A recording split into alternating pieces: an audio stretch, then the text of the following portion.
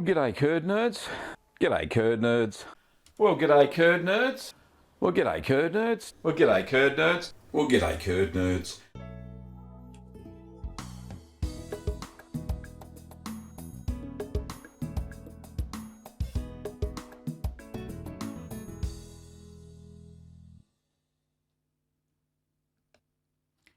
Well, g'day, curd nerds, and welcome to another episode of Ask the Cheeseman. See, everything seems to be working. Yes, that's good. Lovely. Alrighty. Right, just check a couple of things. All good. Right, so thank you once again for turning up for Ask the Cheeseman. This is episode 124, and it's great to see so many people here today. Really is. Okay. Well, lots of people in the chat. It's just crazy. It's fantastic, though. Just a bit of housekeeping. New Patreon. We've got Ruth. I think she just renewed her membership. But anyway, thanks very much, Ruth, for your patronage. I didn't realise that you're not only a patron, but a YouTube member as well. So that's dedication to the cause. Love it. Oh, and a shout out to Ruth. Those aprons I showed last week, I think on the last live stream that Ruth sent through to Kim and I forgot to mention that they're handmade. So lovingly handmade by Ruth, and I really do love handmade stuff. Okay. The video for this weekend is the Lancashire taste test. So that'll be going up Friday, I think, my time. And sometime over the weekend as well, there'll be a triple pepper jack full video. So very similar to the cheddar one I did recently, where I combined all the videos together and did some commentary at the top end and at the end on what I would do differently or what I would do better. So yes, we'll do that. That's coming out sometime this weekend as well. I've got two Camembert styles that are under production, I suppose. Yeah. So they're in the mold phase, just growing white mold now. I've done one with raw milk stabilized paste, probably a little bit too hard, but we'll see how that turns out. And we've got a traditional Camembert that they make in Normandy, that style of cheese. And that's with raw milk as well, and that's growing very well. Anyway, and then of course I've got the mead video is fully shot and in post-production now, and I tell you what, it tasted amazing. Those who follow on the community tab of the channel would have seen a nice little glass of mead there that I'd poured out. It's strong stuff, very, very nice. So really enjoyed it.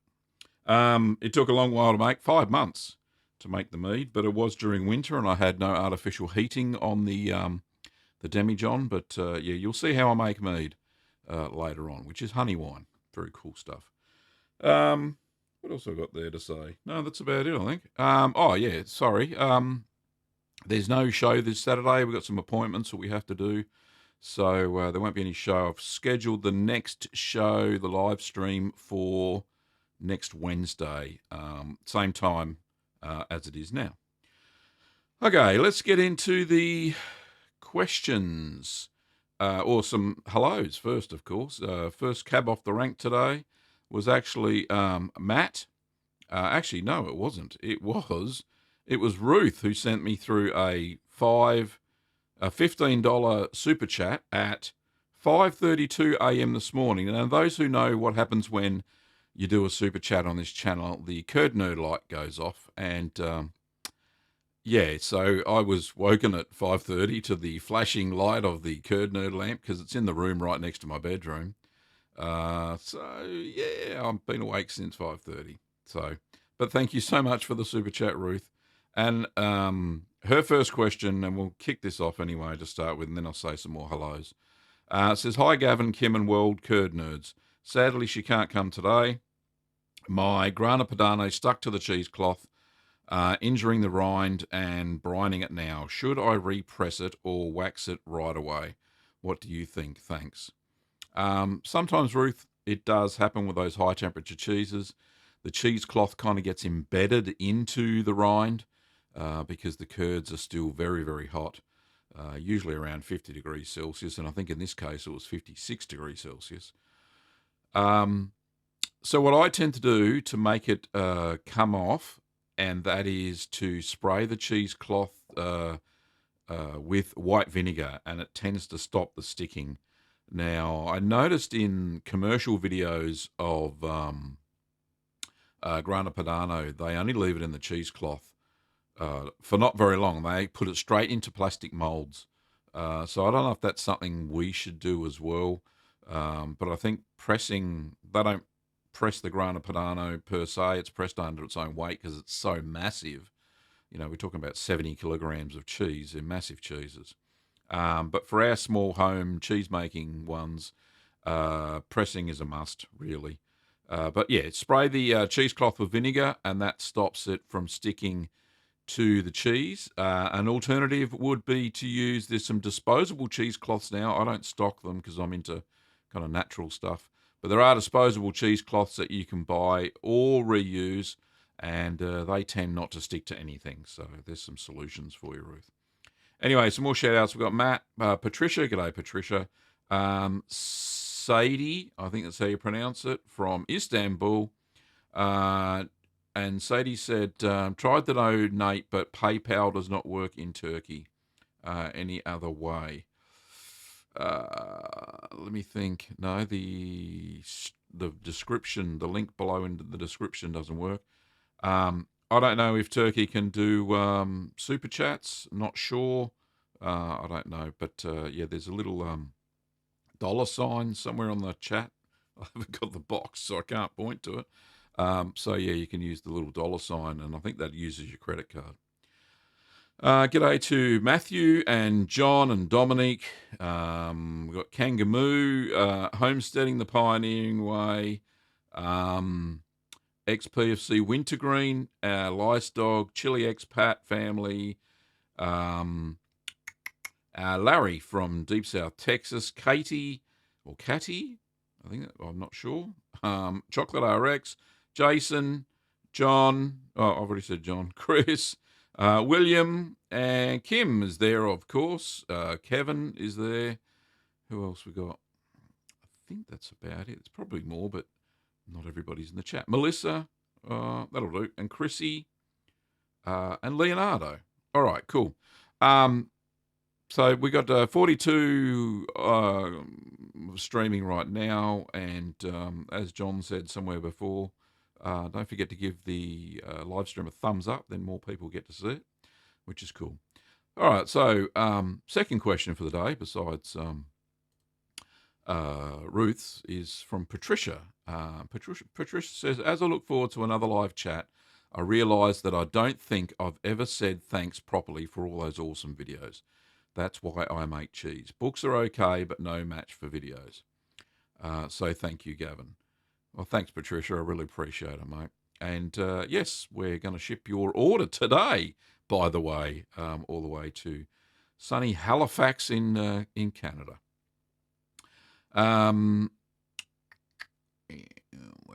Where's the next question? John says, 1 million kudos and attaboys to Gavin and Kim for all their work in the cheese drooling industry. Thanks, John. Appreciate it, mate. Yeah, where are we? Sadie, I think that's how you pronounce it. Sorry, mate. I want to try your brick cheese. If I do half the recipe, do I half the pressing weight to 1 kilo and the brining time? I think the pressing weight will be the same. The brining time would definitely be half. But remember, all the temperatures stay the same and all that sort of stuff. So that's all good. Okay. We've got a $5 super chat and the light hasn't gone off, which is a bit concerning. Oh, we've got the little star. There you go. Lovely. Thank you very much. Let's have a look. It's Jamie. And Jamie says, cheers. I like to make a stinky camembert. Will the addition of Brevibacterium... Oh, there's the light. Bit of a delay there. Come on, internet. What's going on? Okay, let's just kill that. Right, so back to Jamie's question. Cheers, I'd like to make a stinky camembert with the addition of Brevibacterium and following the same camembert process, work out. Ooh. See, Brevibacterium tends to take over from Penicillium candidum. Depends on how moist your cheese is. It will probably stink. So I would add, so to a standard, say, 4 litre camembert recipe, I would add 1/64th of a teaspoon of Brevibacteria linens. And that way it probably won't overpower it, but it'll help with ripening and it will certainly help with the stink. So give that a go, Jamie. I think that'll work. But thanks for your $5 super chat. I really appreciate it. Okay. Next question is from Jason. Jason says, greetings again from the USA. I'd just like to ask you if I can use buttermilk as culture for my cream cheese. Thanks for all the tips for cream cheese. Yes, you can, because cultured buttermilk that you can buy in the supermarket these days is it's an aromatic mesophilic. I don't know what style or which company makes it, but from what I've seen on the side of the carton and the use myself, yes, you can use that. So you can use an aromatic mesophilic culture for making your cream cheese. So you can use buttermilk instead. How much you add? Ooh, that's a good one. Not sure. I would say probably for, if you're going to make a, say, a 4 litre batch of cream cheese, which makes quite a bit, I would use probably 100 millilitres, maybe 150, because you just need it to curdle. You need that starter culture to start the lactic acidification, so turn the lactose into lactic acid, and with the help of a little tiny bit of rennet, it should curdle, and you'll make a nice cream cheese out of that. So give it a go, Jason. I think it'll work. Patricia says, I froze a piece of commercial ochre rind. Can it be used to make raclette? How do you get the bee linens off the frozen rind and into the cheese? Patricia, yes, you can. Brevibacterial linens likes to spread. It doesn't matter how you use it. So I'd cut a bit of the rind off, so make sure the orange bloom off the rind is there. And I would soak it in milk overnight at room temperature, and make sure it kind of dissolves as much as it can. And then just add it to your milk as you would Brevibacterium linens during the make. And I think that will work. You will get a lot of the red mold all over the place. So, yeah, it's pretty cool stuff. Okay, John says, eat more cheese. Said that U.S. government in stockpiling has overstockpiled with millions of tons in cheeses in warehouses. So start eating cheese, people. You wouldn't think anybody'd stockpile cheese, but yeah, I suppose if it's all there, then yeah, I'm not going to throw it away. Chris says, would you ever do a washed rind cheese, but wash the cheese with mead? I've heard a lot of people doing washed rind cheese with beer, wine. Mead could be nice. That is a good suggestion. I would have to use it sparingly, because out of the 3.8 litres of liquid that I put into the demijohn, I got 4 750 milliliter bottles out of mead that's clear. So I'd have to use it very sparingly, but yeah, it's a good idea. It's very sweet stuff. So it's kind of like a really high quality sweet sherry. It kind of reminds me of that. It's got the hints of the spices that I put in it, but you'll see that when I do the video.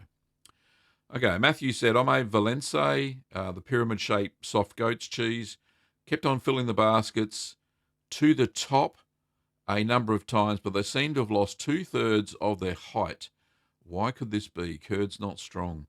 Yeah, Matthew, I think that's probably the reason. I think they leave them in the pyramids for quite a long time, and they do shrink as they lose way. but 2/3 of their height seems a bit extreme. I would expect probably 1/3. But yeah, maybe you need to stir the curds a little bit more because to get them to lose a bit of weight so they hold their shape. Similar to the probably the stabilized paste cheese that you stir it for quite a while to get a lot of the whey out of the curds. I know Valencia traditional is just they rennet it. They culture it, rennet it, and they scoop off slices of it, very similar to what they do with camembert, slices of it, and put it into the pyramid mold. Maybe difficult to do, but give it another try. Get a little bit more whey out of your curds before you put them into the little baskets. William says, "G'day, g'day, William." Matt says, "Well, g'day, curd nerds." It's a bit of a habit. John says, "Woohoo, 157,000 subs." Yes, indeed, John. It seems to be. I'm getting about 1,000 a week, which is pretty cool. I'll be at 200,000 before I know it. But it's only an indicator of people who sub to a video, but not everybody watches it. It would be great if everybody, 157,000 people turned up to the live stream. I know it's impossible due to time zones, but yeah, pretty cool stuff. I really do.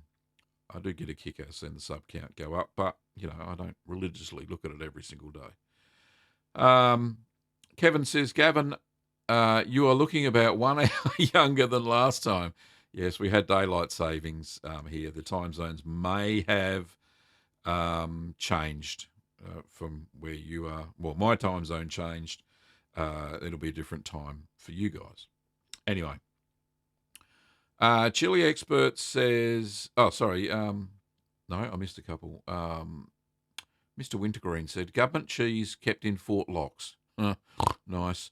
Chocolate RX says, "Good morning, Kim. Hope you are feeling well." Yes, as well as can be expected, I suppose. Yeah, we're getting there. We're getting there. Chile expat family said, "Is it hard to make cheddar? We do not have cheddar in Chile." It's not really hard, as long as you've got the ingredients, I suppose. And the source of milk, you've got to have a good source of milk, of course. It's not hard to make cheddar.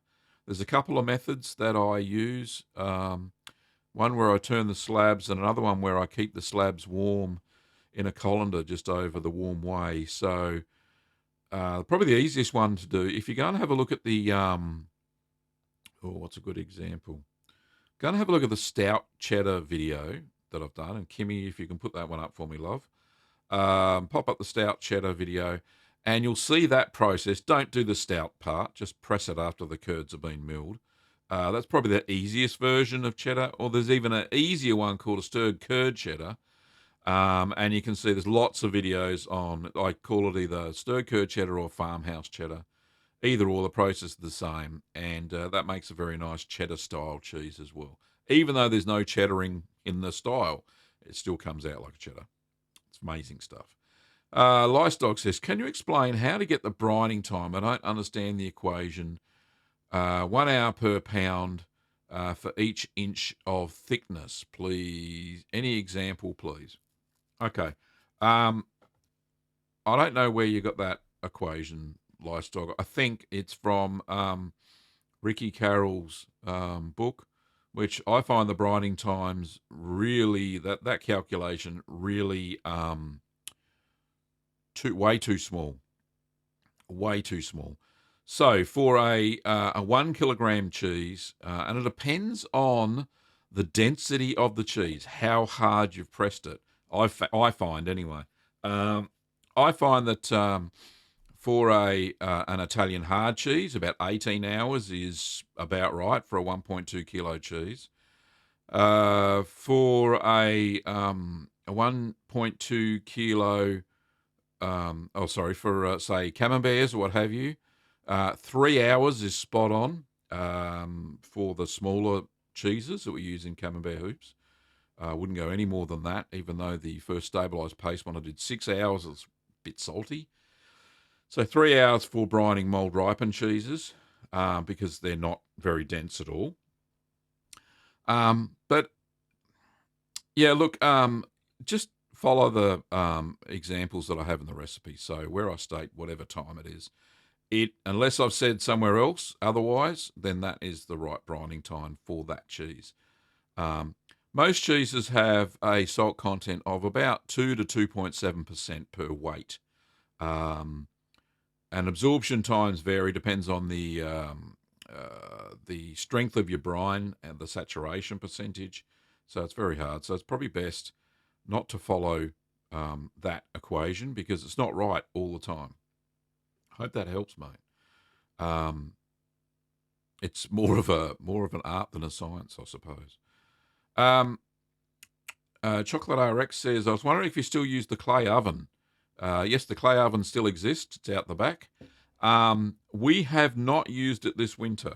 And the main reason for that is we're trying to get a teaching facility built in the backyard so we can teach not only cheese making, but candles and soap and all that sort of stuff and bath bombs. The other stuff we teach at Little Green Workshops. And there's a big mess around it, so we had to clear out one of the sheds that's going to get demolished. So yeah, we just haven't been able to get access to it, unfortunately. But yeah, I'd love to flash it up once Kimmy's had her surgery and all feeling better and make some pizzas. That would be nice. But thanks for asking. Homesteading the Pioneer Way. Did you try the dream cheese yet? No, I haven't. I haven't been actively cheese making except for the camemberts that I've been nursing due to the reason that I've been paid to make them, basically, via a sponsored video. So I really haven't been focusing on that. Been focusing on family. So I haven't had a chance to try the dream cheese, but I'll give it a go. XPFC Wintergreen says cheese is the lifeline of keto. Yeah, I've heard a lot about keto diets and that cheese features heavily in that, but that sounds like a good thing to me. I think I must be on a keto diet myself without even knowing I'm on it. Chocolate RX says, I have a really sharp cheddar. That isn't something I really enjoy. Can I mix it with a milder cheese to make American melty cheese, or will the sharpness overpower the flavour of the end product? Let me think. Yeah, look, it depends on the ratios that you mix it with. So if you use like 25% of the sharp cheddar and then something really mild like Havarti or Edam or let me think, what's another good one? Any of those soft or really mild cheeses that are like semi-hard. Use about 75% of that, and then I think a lot of the sharpness of the cheddar will go. So it depends on how much American melty cheese you want to make. But yeah, I'd use a really small ratio. So 25 to 75. Good question, though. Thank you very much. Where is... the next question is from... Let me have a look. Melissa. Melissa says, any ideas of why sometimes my cheddar melts and sometimes it doesn't? Okay. I use the same recipe every time and try hard to keep everything the same time, temperature, etc.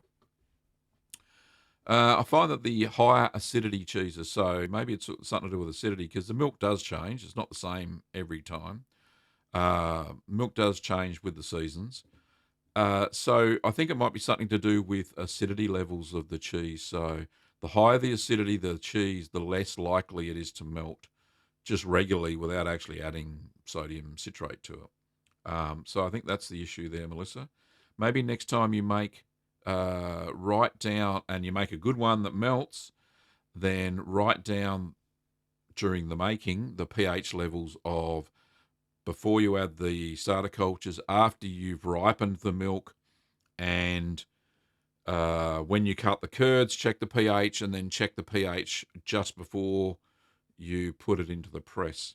A little bit difficult without a pH meter, but if you use test strips, you can get away with it by pressing the moist curd into the test strip, and that works. But don't put the curd back into the cheese because the chemicals on the test strips.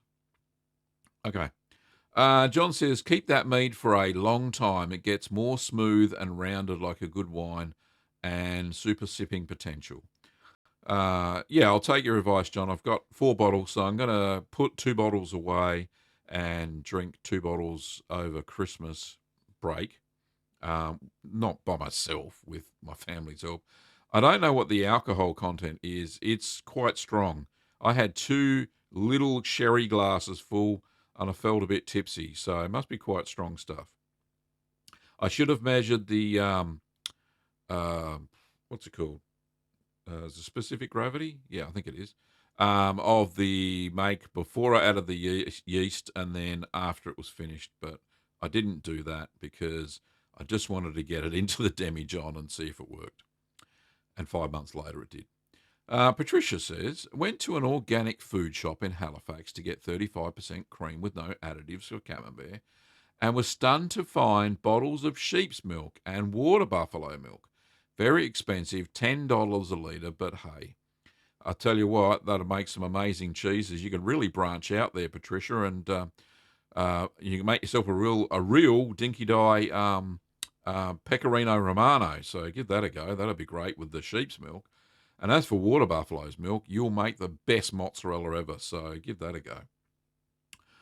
Chrissy says, "Hi Gavin, can I use the rind off a commercial brie?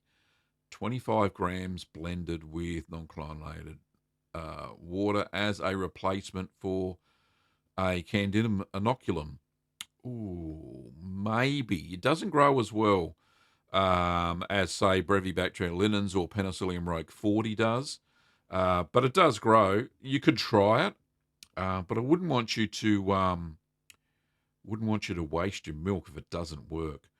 However, there is a solution around that. So if it doesn't grow from adding into the milk, you could then you may have to buy some Penicillium candidum and put a bit of powder into a spray bottle and then spray all over the cheeses so they get that white mold on the outside. So that's the other way to do it if, say, the commercial stuff you're using and trying to re-inoculate the milk doesn't work. So, Chrissy, give it a go. Leonardo says, "Hi everybody, get late today." Oh, you're late. Oh, Gavin, I have 2 questions about the Grana Padano style that you did. First, what is the function of the lipase? Can it be changed for something else? Yes. Okay. So, the lipase is used when you don't have raw milk. Now, I had raw milk, but I'd never made any hard Italian style cheese with it. So I added a little bit of lipase, and what lipase does, it breaks down the fats using a process called lipolysis, and that gives you those funky hard Italian flavors that Parmesan and Grana Padano are known for. So I erred on the side of caution and added a bit of lipase. So that's why I added that. It breaks down the fats and gives you those great piquant flavors. Second question you got here. Second, did you vacuum pack it right after it dried? Yeah, so after 2 days, 3 days of air drying, I vac packed it straight away because it was very, very dry. As you saw, the rind was drying out quite quickly. And I know if I tried to naturally ripen it, it'd probably start to fall apart. That's how dry it was going. So I vacuumed it straight away. What I may do is a month before it's ready to be taste tested, probably take it out because of the vacuum packing, because it probably would be sealed as a whole, so that'd be okay. And maybe dry it out a little bit because it's a grating cheese. It really needs to be fairly dry. Christian says, "Good evening from Germany," and it's great to see some Europeans here today because of the time zone change. I know that when the UK and Europe go to their winter time, it's even better. So they can see it earlier in their evening, so that's good. Sean says, "Hi Gavin, love your channel. Thank you, mate. Appreciate it. How can you age cheeses that need different temperatures or humidities?" Okay. So my cheese fridge is set at between 11 and 13 degrees Celsius. It fluctuates. No fridge is perfect on temperature. So I've got an external thermostat and it fluctuates. Having said that, I've got some in my cheese fridge. It's a bar fridge or dorm fridge, whatever you want to call it, right? One of those small smaller type fridges, and it's got a ice box at the top where normally if it was plugged in without the external thermostat, it'd have ice trays and stuff in it. That's the coolest part of the fridge. So for cheeses that need lower temperatures, I'm trying to think of some. So like Camembert, you want a really slow temperature to start with, between 7 and 10. I put them up in the ice box in a ripening box. That's how I keep the humidity up on the high humidity cheeses that need a natural rind. So I use an ice box. No, ice box, a maturation box. And let me see if can I just quickly pull one up on the second screen. Ripening box. Let's have a look. 2 seconds, and I'll show you a picture. Oops. If my computer works properly. Ripening box. Here we go. So over to the second monitor. And you can see here, that's a ripening box. It's just a plastic tub with a rack in it. Let's have a look at the picture proper. And yeah, it's got a little pop top. You don't need the pop top thing. But that's where I put the cheeses that I want to be, that I want a higher humidity. So that's how I do it. And that way, all the other cheeses can have whatever humidity they like. Usually they're all vac packed or waxed. All the other ones, but all the mold ripened cheeses or natural rind cheeses go into a ripening box. So that's a nice, easy way to do it. Hope that helps, Sean. Gabrielle says, hello, Gavin. How are you? I'm fine, thanks, mate. Do you have any recipe for a hard Italian cheese that don't require cheese cave or vacuum packing? Ooh, good question. I'll get to that in a sec. We've got a super chat, which I'll just stop the flashy light. That stop? Yep. Okay, cool. Jim Jackson has just super chatted $5. Thank you, Jim. Appreciate it, mate. And there's your gold star. Oh, and the phone should be off. Right, there's your gold star. Thanks, Jim. Says, g'day, Gannon. That's me, apparently. And Kim. Thanks, mate. Back to learn all I can at the feet of the king and queen of nerd herds. That's a long way to say it, but lovely. Thank you, mate. Appreciate it. Anyway, what was the question? The one before. Do you have a recipe? Right. No, I don't have a recipe for hard Italian cheeses that need a cheese cave. They need that temperature to mature properly. There is a good Italian cheese. It's not a hard Italian cheese, but it can be. And that's called Bel Paese. And Bel Paese is a lovely white cheese. You need thermophilic culture to make it. It ripens in the kitchen fridge at very low temperature. You'll need a ripening box to ripen it, but it's an Italian cheese and it does taste very, very nice. A lot of people have said that that's one of their favourite cheeses is the Bel Paese.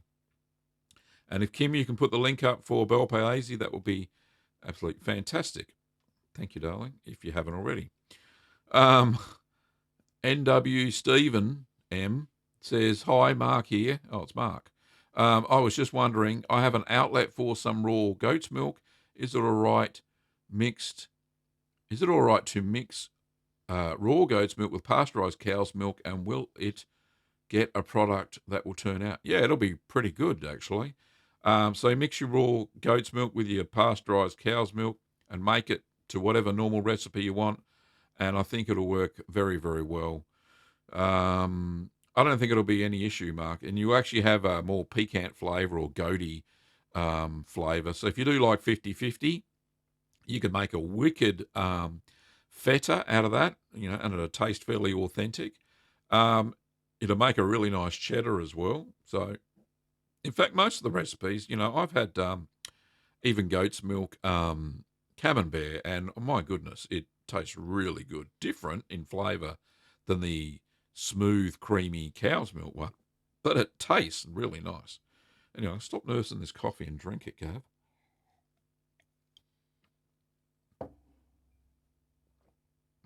Okay, so that'll work. Thanks, Mark. Dog says, last week I made camembert and used the whey for chocolate dessert cream and strawberry ice cream with egg yolks, maize flour. It was really nice. That sounds really interesting thing to do with the whey. Lifestyle, can you shoot me how you did it, your method? Because I'd like to add that to my 10 ways of whey, some sort of caramelly sort of dessert. But that'd be really good. So, yeah, shoot me through how you made it, mate, please, if you could. Um, Kevin says, I was watching your triple cream brie vid. Do you sell the Papa Brie mold, the big one? Kevin, we used to, but the manufacturer stopped producing them. So unfortunately, we don't sell them anymore. However, you could use the 165 millimeter mold that we sell. So that would be cool. I got another super chat there. This one is from a Colt Nino. Great name. Thanks, mate. Thank you for your $10 super chat. Your question is, I found your channel, became interested. I made ricotta. Everybody loved it. Lovely. I'm buying the starter kit tonight with the press. Do you have any suggestions for a new curd nerd? Yeah, definitely. Lots of suggestions. First one, I suppose, would be start off small. So you started off with ricotta, fantastic. Move along to something like halloumi, which is nice and simple as well. Absolutely delicious. Give that a go. Um, Let me think. Kim, can you put up the link to the video with um, the 10 cheeses that doesn't need a cheese fridge to start with? There's some fantastic suggestions there, and that will really help a Colt Nino. But then I think, seeing you're going to have a press, try out Caerphilly. Caerphilly's a great cheese, and you can it matures within 3 weeks, so you get a nice tasting cheese within 3 weeks, and then from there probably move on to, say, a stir curd cheddar, and then any cheese you like, because you'll have the hang of it. Yes, dear. Yeah. It's not blurry in the camera, it's YouTube, unfortunately. Kim just told me I'm look really blurry, but I think that's YouTube, because what I'm sending out is exceptionally good, apparently. Let's have a look. What's it say? No, that's not the information I was after. Any drop frames? No, and I'm going out at a high bit rate too. All right, so I don't think it's me. Kim maybe it's our internet. Anyway, cool. Moving right along. So that's the suggestions. Thank you very much, a Colt Nino. All right. It's, what is it? 9:07, and I'm only up to 8:40 on the chat. Yeah. All right. Yeah, brie mold. Sorry, Kevin. No, we don't. But like I said, 165 mil basket should be wide enough for a brie. Aga says, hello, Gavin. Surprised it's not even midnight. Yes. Yes, we changed time zones, mate. Good to see you on here. Adam says, I made red Leicester, cloth banded, aged for 8 months. Taste was very sharp with a little blue taste on the rind. The finish was a little bitter. What can I do to reduce the bitterness? Okay. Bitterness is a sign of a couple of things. Either too much rennet, it's one suggestion. You may need to use a bit less. Maybe too much calcium chloride also makes things a little bit bitter. But the main thing is not enough salt is the main thing that makes your cheese bitter. So if it's not salty enough, the lactic bacteria tend to convert way too much lactose, produce too many acids and bitterness within the cheese. So usually salt is an issue. Kevin said, could you remind me of the ratio of calcium chloride to water from the crystals? 30%, mate, is the solution you're trying to achieve. And hopefully you got that link that I shot through the last couple of live streams ago. So it's where is it? It's on the Much Ado About Cheese blog by Ian Trower, and yeah, you just search there and you can find it. John says, Blub says, g'day, my name is Tessa. G'day, Tessa, and you live in the Netherlands. That's lovely, thank you. Some lovely cheeses out of the Netherlands, Tessa. John says, Valencia, trying to put them upside down and pour into the upside down pyramid, even putting the curds into ice and cooling them down, a little more hardening the pouring into the mold. So it's a good suggestion by John. you can cool down the curds, and it actually helps them set, especially those ones that are just ladled and not pressed. I haven't tried it yet. John sent me through some information the other day. I haven't got around to reading it. Um, but it does talk about cooling down the curds for those sorts of cheeses. Okay, Mark says, it's a question I've never seen answered anywhere. Can I use a regular food colouring to colour my cheese? Um, no, no, you can't. Not really, because they impart a flavour and a bitterness also to the cheese. Things like annatto, which is a natural food colouring, you find a lot of the food colourings are commercially and they're actually synthetic. They're not real. If you use vegetables and vegetable dyes and stuff like that, so you use beetroot juice to make your cheese really purple, that's cool. You can use spinach and sage to make your cheese green. You've probably seen the sage derby that I made. So yeah, you could. Um, Larry says, Deep South Texas man says, does Little Green Workshop sells lysozyme or lysolac? I think I may have a problem with the milk that I've been using. And the reason he's asking is that lysolac is it's a egg white product that you add to your cheese, and it stops what's known as late blown cheese. And it's where you get a big fissure or crack in your cheese. Very similar to, I don't know, if you have a look at the video Edam that I made, there was a bit of a fissure in the cheese. Those sort of washed curd cheeses tend to need a little bit of lysolac. I haven't used any and I can't buy any. I've tried to find a wholesaler here in Australia, so we don't actually sell it, Larry. You can buy it on Amazon. I know that in the US. I've seen it for sale there. And it's basically egg whites.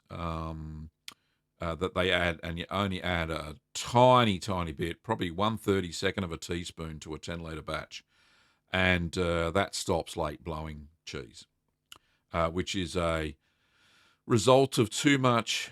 Is it butyric acid? I think that's the name. Butyric could be butylic, one of the two. Um, it's an acid that builds up in the cheese, and it's usually because the cows or the sheep or the goats have been fed on silage, which is a fermented grass, and it tends to pass through to the milk and do this late blown stuff. Anyway, um, I think that's Synarsis. I think that's how you pronounce it. Thanks for all you do. I just started making my Formaggio Ubriaco this morning. Well, best of luck. Hope it turns out all right. Um, I think it's Janie. Janie says Kingman, Arizona, making pepper jack. Very nice. Well, there'll be a new pepper jack video out soon, Janie, so hopefully that helps. I have missed. Where is it? God, so far. So many questions. Christian says, hey, Gavin, do you ever try to make hearts of cheese? I actually looked for a recipe the other day and I couldn't find one, but I'll have another look. Probably didn't try hard enough, but hearts of cheese, I think it's made from, let me think, what was it? Sour cream or something? No, something sour, something a little bit different. But anyway, I'll give it a go. Lauren says, I was in a Reddit thread about a grandmother in Mexico started a YouTube cooking channel and someone in the comments recommended yours. It was like finding a fellow curd nerd in the wild. Very cool. I like that very much. Yeah, Reddit threads, you can go down a rabbit hole there. But yeah, it's always good. And there is some fairly good cheese making. There's a cheese making Reddit thread which I pop into occasionally and have a look, see what everybody's doing. Kevin says, in Canada, powdered rennet is easily available. Is this stuff good or not? Powdered rennet. It depends. I've never used it, Kevin. Sorry to say. We don't have it over here. Just follow the instructions. If it says how many teaspoons per 10 litres, it should tell you. It shouldn't be too many anyway. Don't know how strong. It's probably, you've got to remember that the rennet tablets are the same thing, except they're compressed. So you could check it out. Leonardo says, Gavin, what does the turning of the curd do in the cheddar cheese making? I don't know how to write cheddaring. The turning of the curd, it uh, creates the texture within the cheese. It also helps expel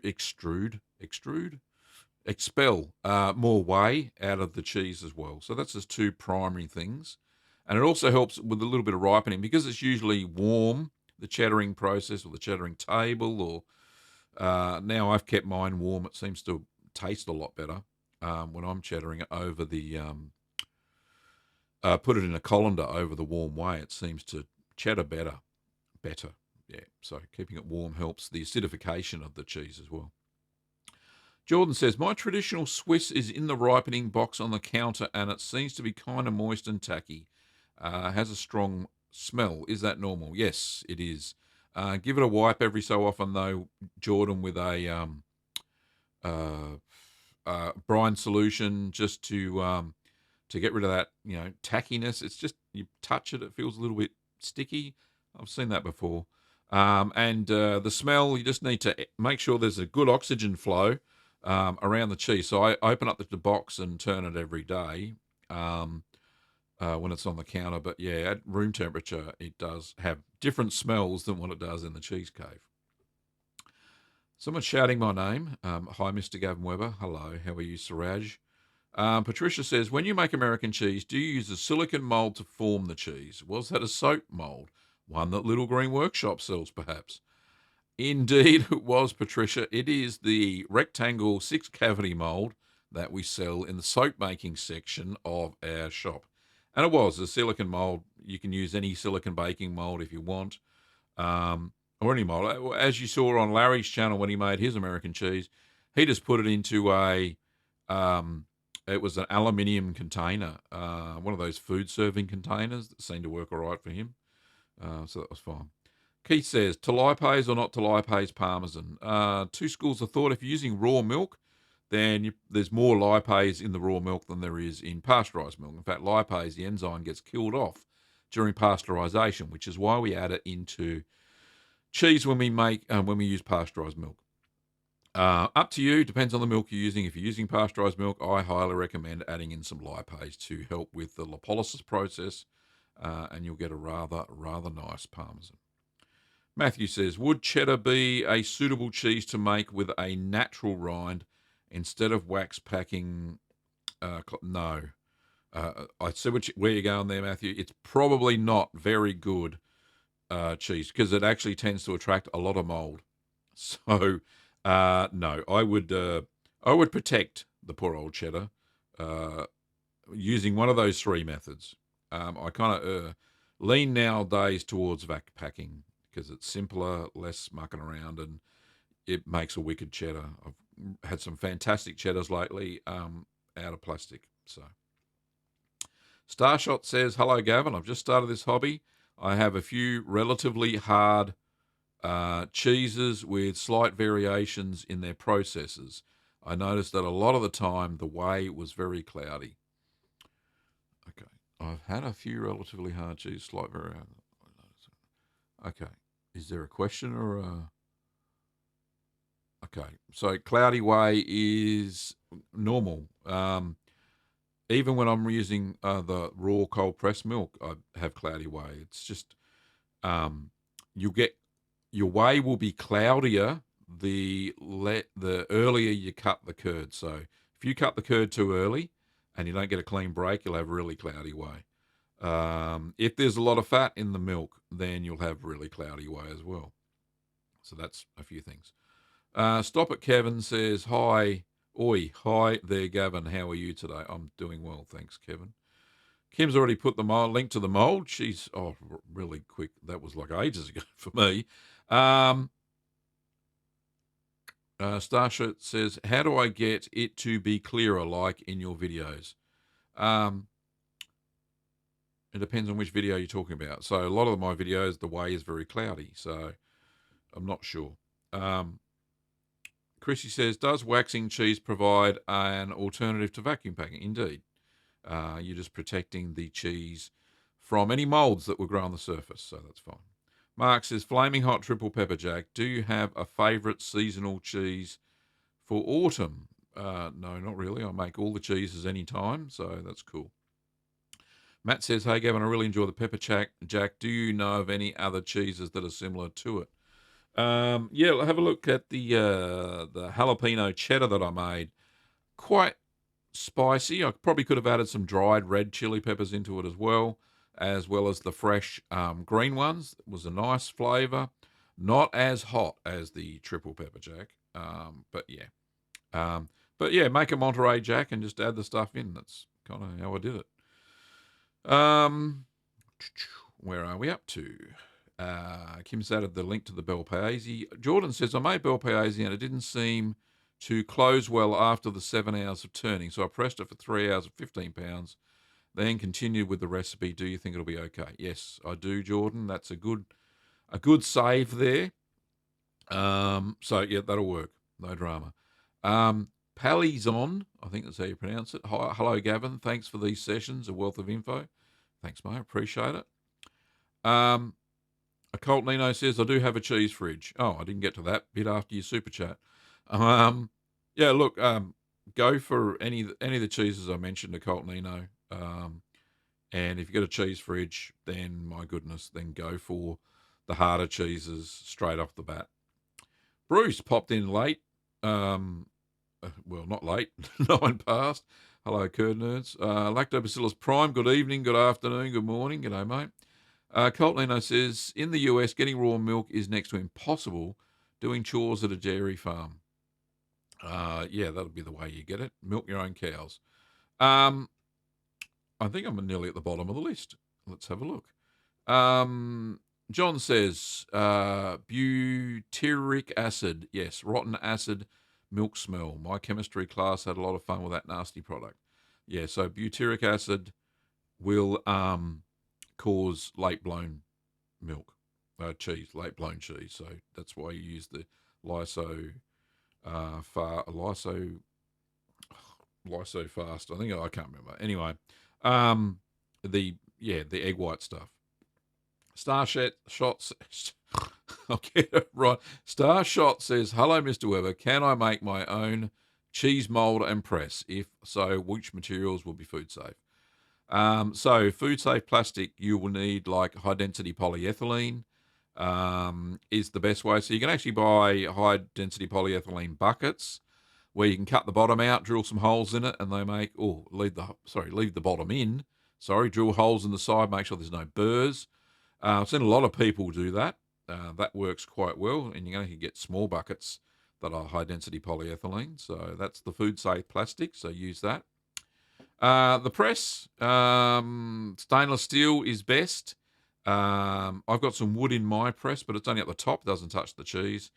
High density polyethylene bottom and stainless steel rods and all that sort of stuff. So that's the best. So stainless steel or high density polyethylene, which is plastic number 2, Star Shot. Lactobacillus Prime says, over here in the Netherlands, it's quite easy to get raw milk. Over here in our village, there's even a milk tap in one of the pastures where you can tap your fresh milk almost straight from the cow. Very cool. I wish they had some here. Juan says, I saw your cream cheese that got bloomy. Can cream cheese get bluish? It can if you leave it long enough in the fridge with other molds around.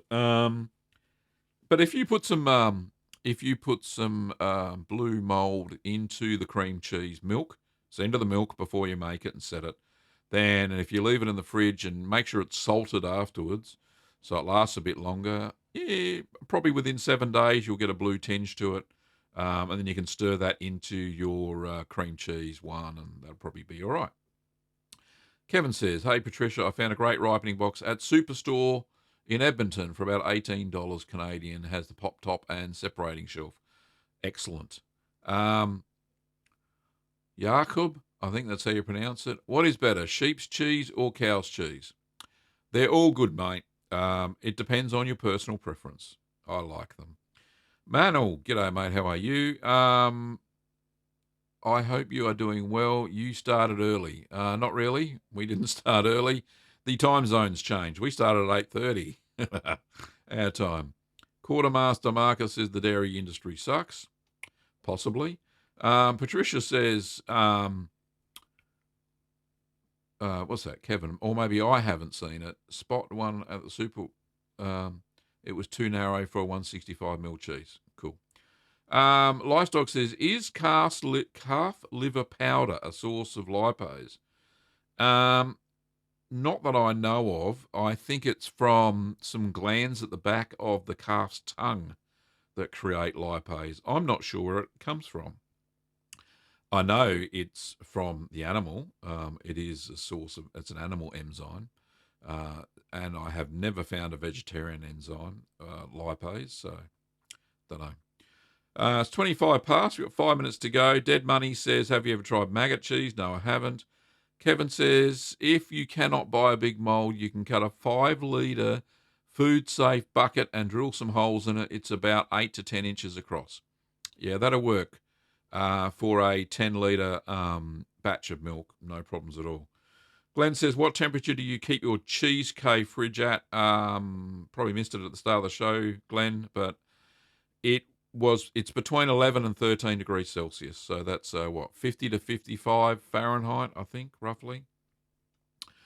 Anyway, 4 minutes to go. We'll finish the show now. There's no more questions. Oh, there's one. Lipase from pig, cow or pig pancreatic glands. Oh, nice one, John. That's where you get it from. So, if you want to visit the store, feel free to. Hang on, let me just find the cheese making section, and that'll be good. If you want to buy any cheese making goodies, we ship all over the world. You can pop over to littlegreenworkshops.com.au is the website to go to. Kim's put the link there, and you can get all your cheese making goodies. We got accessories, kits, cultures and molds, rennet, equipment, baskets, and ingredients. Quite a few books now, and some merch, obviously, which links to the same thing as the merch shelf down below, which is cool.